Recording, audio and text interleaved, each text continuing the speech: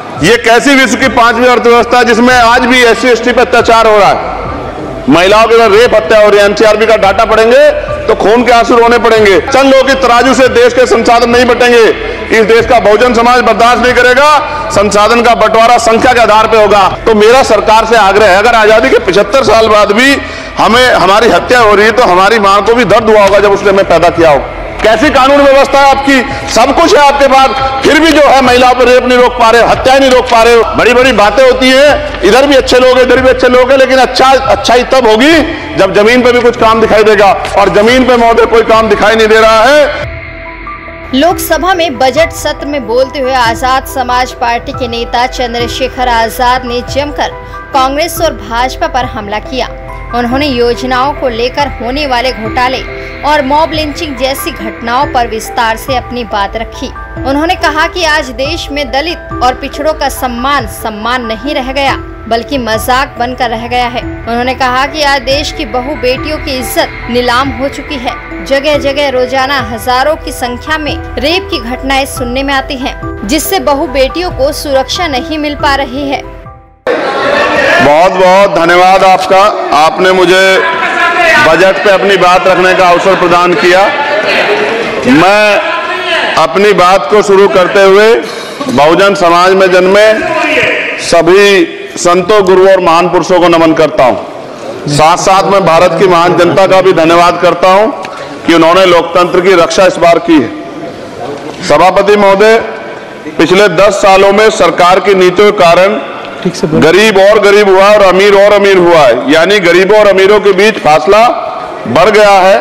सारे देश की संपत्ति को चंद अमीरों के हाथ में दे दिया गया है। ये हमारे संविधान की मंशा और समतावादी समाज के लक्ष्य के खिलाफ है। अतः हमारी नीतियां गरीबों के पक्ष में भी होनी चाहिए।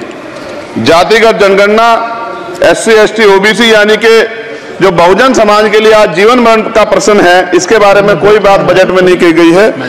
इसके बाद जनसंख्या के अनुपात में बहुजन समाज को सभी क्षेत्रों में हिस्सेदारी मिलनी चाहिए, तभी बाबा साहब अम्बेडकर का जो सपना है समतामूलक समाज का पूरा होगा। महोदय, एक ऐसा विकसित भारत है जिसमें आज भी सफाई कर्मचारी को पक्की नौकरी नहीं मिल रही है और उसको गटर में उतरने के लिए मजबूर किया जा रहा है। उनके लिए कोई अलग से बजट नहीं है। बजट बन सकता है अगर सरकार चाहे। SC ST को जो सब प्लान मिलता था, SPC का जो पैसा मिलता था, वो बजट से हटा दिया गया है। साथ साथ देश के स्तर पे आशा, आंगनबाड़ी, भोजन माता, ग्राम सेवक, PRD जवान, होमगार्डों के मानदेय में बढ़ोतरी नहीं हुई है। ऐसा कुछ भी नहीं दिख रहा है कि उनके जीवन में खुशहाली आ जाए। इनका मानदेय बढ़ना चाहिए। विधवा, वृद्धा, विकलांग पेंशन प्रत्येक महीने 500 रुपए से बढ़ाकर 5000 रुपए की जानी चाहिए, क्योंकि महंगाई बढ़ रही है।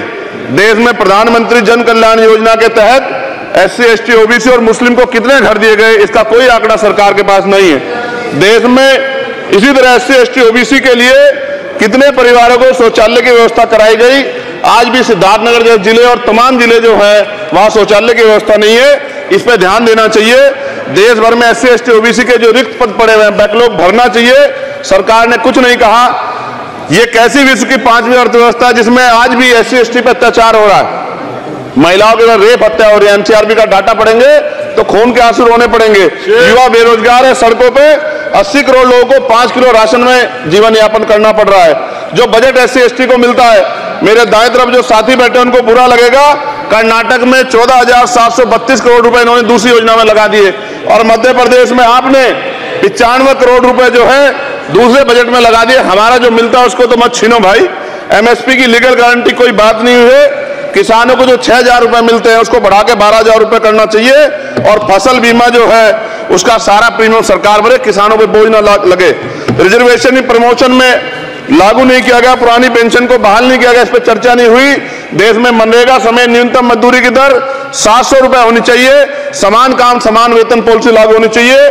जो रसोई की चिंता करते हुए 500 रुपए प्रति सिलेंडर से ज्यादा के दाम नहीं होने चाहिए, जो महिलाओं को राहत मिल सके। बिजली के दामों भी कमी होनी चाहिए।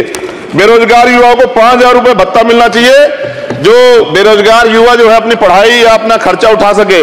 मैं अपने क्षेत्र के विषय में महोदय आपसे कहना चाहता कि पश्चिम यूपी में नगीना में एक एम्स बनना चाहिए, एक IIT बननी चाहिए, एक IIM बनना चाहिए।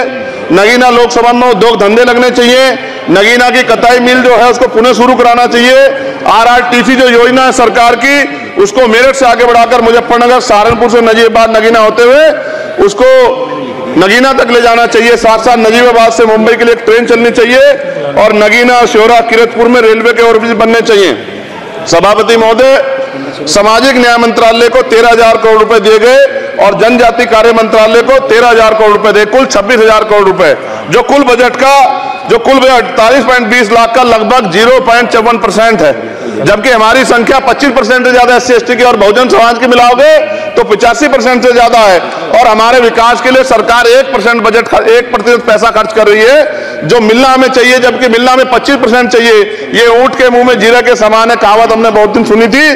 पिछले लंबे समय से हमारे साथ धोखा हो रहा है, लेकिन अब ये नहीं चलेगा। चंद लोगों की तराजू से देश के संसाधन नहीं बटेंगे। इस देश का बहुजन समाज बर्दाश्त नहीं करेगा। संसाधन का बंटवारा संख्या के आधार पर होगा। माननीय काशीराम साहब नारा लगाए थे, ना तो वोट हमारा राज तुम्हारा चलेगा, और आज हम कह रहे हैं ना ही वोट हमारा और नोट तुम्हारा चलेगा। इस बात का भी ध्यान जो है सरकारों को देना पड़ेगा। आपके माध्यम से सरकार से मेरी एक मांग है, सरकार इस योजना का लाभ भी अपने आप ले ले, सरह भी ले ले कि 1 लाख रुपए सालाना बहुजन समाज के अत्यंत गरीब परिवारों को दे। 10 लाख करोड़ रुपए खर्च होंगे, लेकिन इस 1 लाख रुपए की योजना से एक झटके से एक परिवार गरीबी की रेखा से ऊपर आएगा और इनके बच्चों को कुपोषण खत्म होगा, अच्छी शिक्षा मिलेगी, महिलाओं को सम्मानजनक जीवन मिलेगा और इससे वास्तव में सबका साथ सबका विकास का नारा सार्थक होगा। अगर प्रश्न ये होगा कहां से आएगा, तो उसका जवाब ये है कि जब अमीरों का 16 लाख करोड़ रुपए माफ हो सकता है, कॉर्पोरेट टैक्स का घटाकर लाखों करोड़ रुपए का चुना सरकारी खजाने को लगाया जा सकता है, पेट्रोल डीजल के दाम 10 गुना एक्साइज ड्यूटी बढ़ाई जा सकती है, तो गरीबों को सरकार पैसा क्यों नहीं दे सकती। महोदय, समय आ गया है, अब निजी क्षेत्रों में आरक्षण की व्यवस्था होनी चाहिए। SC/ST OBC को निजी क्षेत्रों में आरक्षण मिलना चाहिए। और मेरी आपसे यह भी मांग है, क्योंकि अब समय की मांग है और देश तेजी से आगे बढ़ रहा है, तो मैं कहूंगा कि सरकार का जो सबका साथ सबका विकास का नारा लगभग वो असत्य महसूस होता है, क्योंकि अल्पसंख्यकों में मुसलमानों, जैनों, सिखों, बुद्धिस्टों के लिए कुछ दिख नहीं रहा, उनकी कल्याण कोई योजना नहीं है। मदरसों को जो बजट मिलता था वो कम कर दिया गया है। आर्थिक तंगी से लोग मर रहे हैं। इंटर्नशिप की बात हुई है, परमानेंट रोजगार नहीं है। और दिल्ली में क्या हुआ बच्चों के साथ कल, उनकी सुरक्षा की जिम्मेदारी क्या है? वो आए तो बनने थे IAS IPS और बन क्या गए, लाशें बन के गए। यहां से कोई ध्यान नहीं दे रहा है, किसी की नजर नहीं है। साथ साथ मैं आपसे यह भी आग्रह करूंगा कि हम ग्रामीण क्षेत्रों से आए लोग देश से बड़ा प्रेम करते हैं और हम ये महसूस करते हैं कि सरकारें हमें सुनेंगी, सरकारें हमारे बारे में सोचेंगी। लेकिन ऐसा महसूस हो जाता है आजादी के 75 साल बाद, और जिसको अमृत काल कहा जा रहा है, आज भी SC/ST OBC के लोगों पर अत्याचार हो रहा है। अभी 2 दिन पहले गोली से उड़ा दिया गया गाजियाबाद में और राजस्थान में गर्दन काट दी गई। ये घटनाएं देख के डर लगता है, घर से निकलते हुए भी कि आने घर वापस लौटेंगे नहीं लौटेंगे। तो मेरा सरकार से आग्रह है, अगर आजादी के 75 साल बाद भी हमारी हत्या हो रही है, तो हमारी मां को भी दर्द हुआ होगा जब उसने हमें पैदा किया हो, हमारी बहनों को भी हमारे खोने का दर्द होता होगा। कैसी कानून व्यवस्था है आपकी, सब कुछ है आपके पास, फिर भी जो है महिलाओं पर रेप नहीं रोक पा रहे हो, हत्याएं नहीं रोक पा रहे हो, गरीबों, दलितों, पिछड़ों, किसानों, मजदूरों की जान नहीं बचा पा रहे हो। किसान सुसाइड कर रहा है, नौजवान सुसाइड कर रहा है, और बड़ी बड़ी बातें होती हैं, इधर भी अच्छे लोग हैं, इधर भी अच्छे लोग हैं, लेकिन अच्छाई तब होगी जब जमीन पे भी कुछ काम दिखाई देगा। और जमीन पे महोदय कोई काम दिखाई नहीं दे रहा है। जब कोई योजना की बात आती है तो सरकार हमसे मुंह मोड़ लेती है। आप बताइए, एजुकेशन का बजट कम कर दिया, हेल्थ का बजट कम कर दिया। मैं अपने क्षेत्र में गया तो आप विश्वास कीजिए, डॉक्टर नहीं है, स्कूल में मास्टर नहीं है, और कोई भर्ती ऐसी नहीं जिसका पेपर लीक नहीं होता है। तो देश किस तरफ जा रहा है और इसमें नौजवानों का भविष्य क्या है, उसके बारे में हमें चिंता करनी चाहिए। और अंत में अपनी बात को खत्म करते हुए मेरा आपसे आग्रह और आपके माध्यम सरकार से आग्रह है कि यहां बाहर बाबा साहब अम्बेडकर की मूर्ति लगी हुई थी एक, वो करोड़ों लोगों की आस्था से जुड़ा विषय है, और आप विश्वास करो इतना गुस्सा है उसको लेके।